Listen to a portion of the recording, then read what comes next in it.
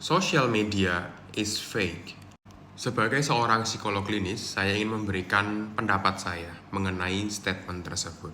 Mengenai topik ini, saya ingin menjelaskan dengan pelan-pelan, tidak terburu-buru, dan jelas.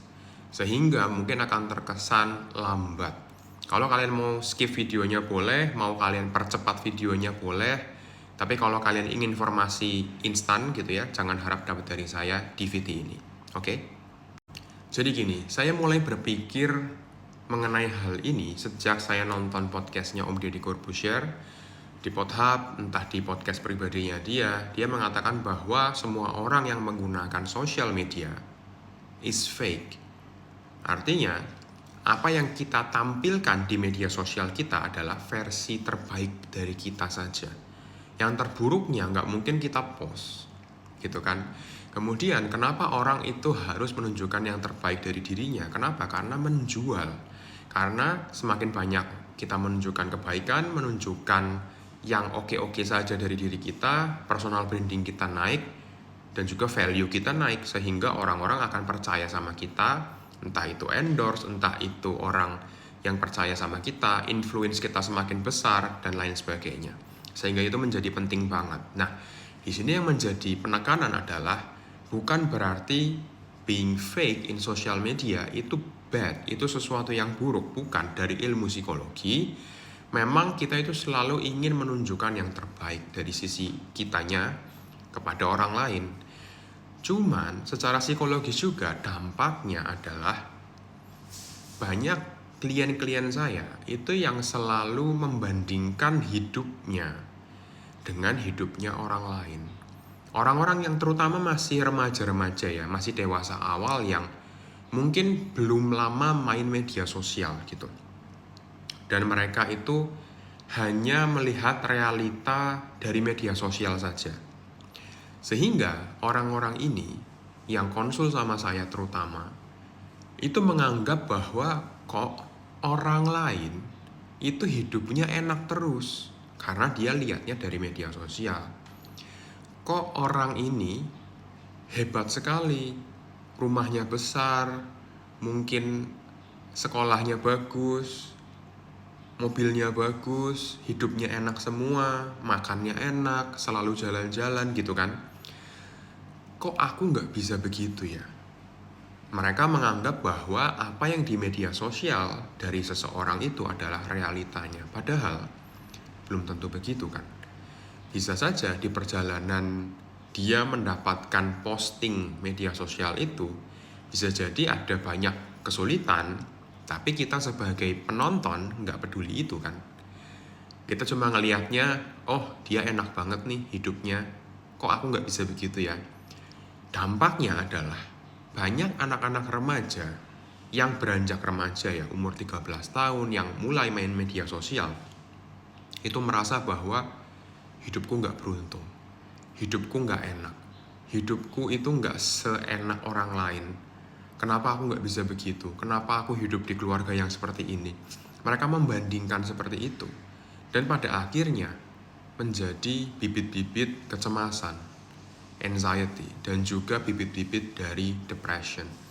Karena mereka merasa aku nggak seberuntung itu. Mereka selalu ngomong aku nggak sehebat itu, aku nggak seberuntung itu. Aku kok begini ya, aku kok begini, kok orang lain bisa begitu, lebih hebat dan lain-lain. Membandingkan. Sudah begitu, sekarang juga media sosial banyak dimainkan oleh orang-orang yang lebih tua. Dan akhirnya mereka juga sama, menganggapnya media sosial itu adalah realita.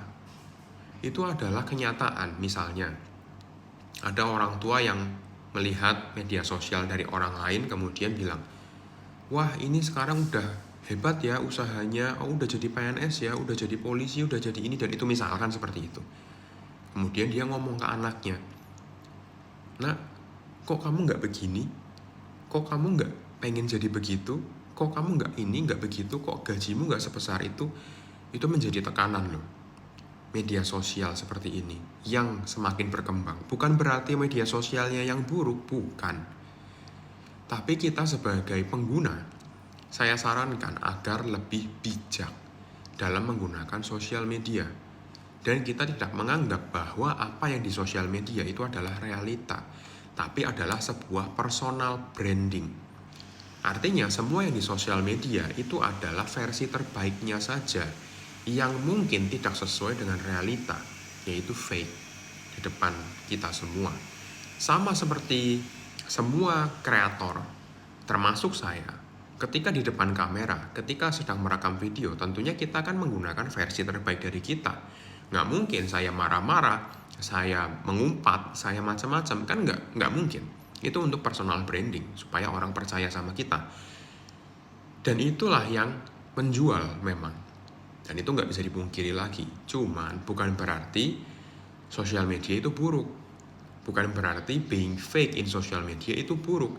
Tapi kita sebagai pengguna sosial media harus lebih bijaksana dalam menggunakan dan berpikir supaya kita nggak jatuh dalam perangkap sosial media dan akhirnya jatuh dalam kecemasan, dalam gangguan mood, dalam depresi, membandingkan hidup kita dengan orang lain, dan akhirnya kita jadi terganggu secara kesejahteraan mental kita.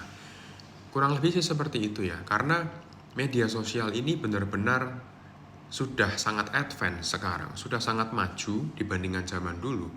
Zaman dulu saja, tentang Facebook ya, zaman dulu, itu saja sudah ada surveinya.